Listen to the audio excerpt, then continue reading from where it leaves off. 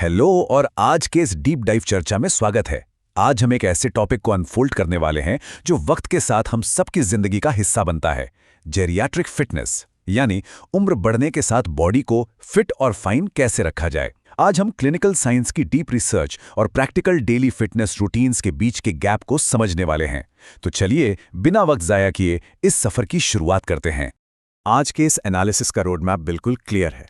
हम biological reality यानी the physiology of ageing से शुरू करेंगे, उसके बाद फिटनेस के 4 pillars, structured routines and HIIT, adapting for chronic conditions, और आखिरी में एक्सरसाइजिंग सेफली इन विंटर को कवर करेंगे। ये एकदम स्ट्रक्चर्ड और पॉइंट टू पॉइंट जर्नी होने वाली है। तो चलिए सीधे पहले सेक्शन की तरफ चलते हैं, the physiology of ageing, understanding the biological reality. यहां हम बिल्कुल साइंटिफिक नजरिए से समझेंगे कि वक्त के साथ हमारी बॉडी में नेचुरली आखिर क्या बदलाव आते हैं। अब जरा इस आंकड़े पर गौर कीजिए, 8%। सुनने में छोटा लग सकता है, लेकिन सच्चाई ये है कि 30 साल की उम्र क्रॉस करने के बाद हर 10 साल में ह्यूमन स्केलेटल मसल मास 8% तक कम हो जाती है। ये बिल्कुल वैसा ही है जैसे हर दशक हमारी बॉडी का इंजन थोड़ा थोड़ा छोटा होता जा रहा हो। एक काफी चौंका देने वाली रियलिटी है ना? इस प्रोग्रेसिव मसल लॉस के लिए एक प्रॉपर मेडिकल टर्म है, सार्कोपीनिया। आसान भाषा में कहें तो उम्र के साथ मसल्स और उनकी ताकत का लगातार कम होना, जिसकी वजह से रोजमर्रा के आम काम भी मुश्किल लगने लगते हैं। इससे फंक्शनल इंडिपेंडेंस पर सीधा असर पड़ता है। और हाँ, इसके साथ ही हर दशक में जॉइंट फ्लेक्सिबिलिटी भी लगभग 6 डिग्री कम हो जाती है। यही वजह है कि स्ट्रक्चर्ड एक्सरसाइज सिर्फ एक हॉबी नहीं रह जाती, ये एक एब्सोल्यूट मेडिकल नेसेसिटी बन जाती है। तो सवाल ये है कि इन एज रिलेटेड चेंजेस से लड़ा कैसे जाए? इसका जवाब मिलता है अगले सेक्शन में, 4 pillars of fitness, the clinical framework. आइए इस सॉलिड फाउंडेशन को समझते हैं। फिटनेस को बैलेंस करने के लिए ये 4 मेन पिलर्स बहुत जरूरी हैं: cardio respiratory endurance, muscular strength, joint flexibility और neuromuscular balance. Sources clearly warn करते हैं कि इनमें से किसी एक को भी इग्नोर करना काफी डेंजरस हो सकता है। सोचिए, अगर सिर्फ स्ट्रेंथ पर ध्यान दिया जाए और बैलेंस पर नहीं, तो बॉडी में फंक्शनल एसिमेट्री आ जाएगी। इसका नतीजा, गिरने और सिवियर चोट लगने का खतरा सीधा बढ़ जाता है। हर पिलर को हफ्ते में कितना वक्त देना है और इसका फिजियोलॉजिकल मैकेनिज्म क्या है, वो यहाँ क्लियरली देखा जा सकता है। ध्यान देने लायक एक और बहुत ही इंटरेस्टिंग और अप्रोचेबल कॉन्सेप्ट है नीट, यानी नॉन एक्सरसाइज एक्टिविटी थर्मोजेनेसिस। ये बड़ा सा टर्म असल में उन सारी फिजिकल मूवमेंट्स के लिए है जो किसी जिम या प्रॉपर एक्सरसाइज का हिस्सा नहीं है, जैसे घर की सफाई करना, आराम से घूमना या सुबह उठकर बिस्तर ठीक करना। एक जगह बैठे रहने की आदत को तोड़ने और दिन भर में ओवरऑल एनर्जी बर्न करने का ये सबसे आसान और प्रैक्टिकल तरीका है। लिटरली हर छोटी मूवमेंट काउंट होती है। साइंस और थियोरी तो समझ ली, अब बारी है इसको अप्लाई करने की। तीसरे सेक्शन पर आते हैं, structured routines and high intensity interval training, from theory to practice. यहां हम देखने वाले हैं कि ओल्डर अडल्ट्स इन क्लिनिकल कॉन्सेप्ट्स को डेली लाइफ में सेफली कैसे उतार सकते हैं। हाई इंटेंसिटी इंटरवल ट्रेनिंग यानी HIIT सुनकर लगता है कि यह सिर्फ यंग एथलीट्स के लिए है, राइट? पर ऐसा बिल्कुल नहीं है। इसे ओल्डर एडल्ट्स के लिए भी पूरी तरह सेफ बनाया जा सकता है, FITVP मॉडल का यूज करके।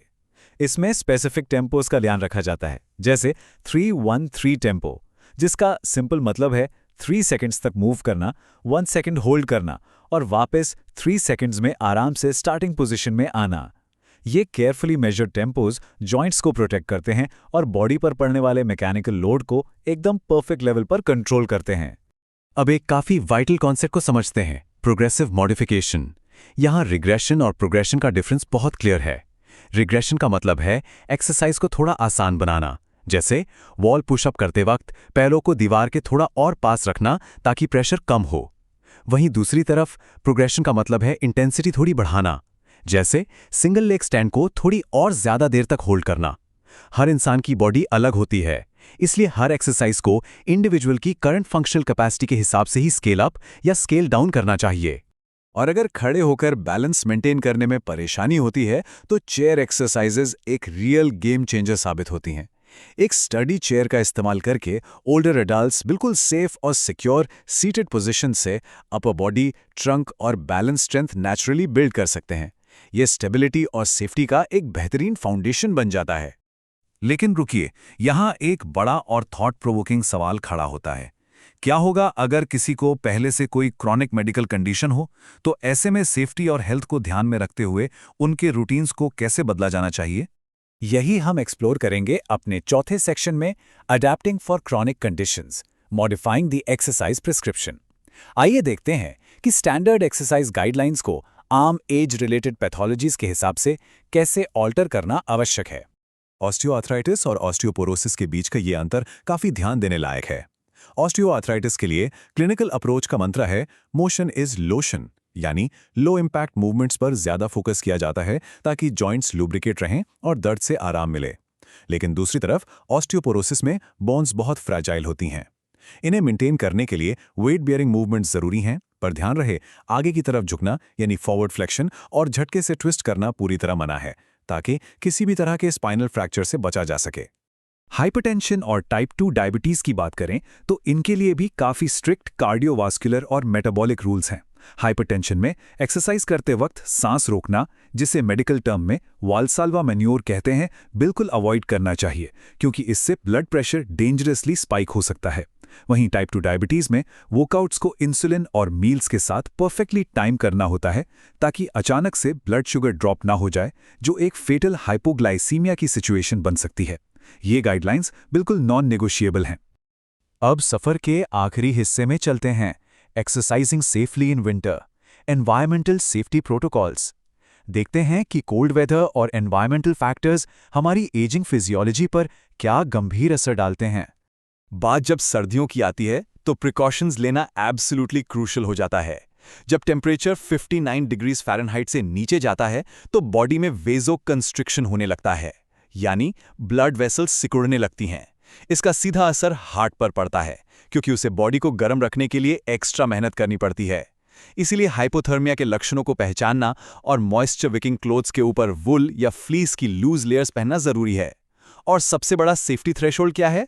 जब बाहर का टेम्परेचर 32 डिग्रीज फ़ारेनहाइट तक गिर जाए तो बिना सोचे आउटडोर वर्कआउट्स को इंडोर शिफ्ट कर लेना चाहिए। रिस्क बिल्कुल नहीं लेना है। और इंडोर शिफ्ट होने का मतलब ये नहीं कि रूटीन रुक जाएगा। यहाँ एक बहुत ही कॉम्प्रिहेंसिव इंडोर विंटर रूटीन का एग्जाम्पल है। बाहर की आइसी और स्लिपरी सड़कों पर फिसलने का रिस्क लेने के बजाय बॉडी को एक्टिव रखने के लिए ये रूटीन बेहतरीन है। चेयर मार्चिंग से ब्लड सर्कुलेशन बढ़ता है, सीटेड टॉर्सो ट्विस्ट बॉडी की स्टिफनेस दूर करता है, स्टैंडिंग साइड लेग लिफ्ट से हिप स्टेबलाइजर स्ट्रांग होते हैं और सीटेड आर्म रेस से रीचिंग कैपेसिटी बेहतर होती है। ये सब आराम से घर के सेफ और वार्म बाउंड्रीज के अंदर किया जा सकता है। तो हमने मसल्स, बोन्स और विंटर सेफ्टी प्रोटोकॉल्स के बारे में काफी कुछ जान लिया, लेकिन इस डीप डाइव के आखिर में एक बहुत ही इंट्रीगिंग सवाल उठता है।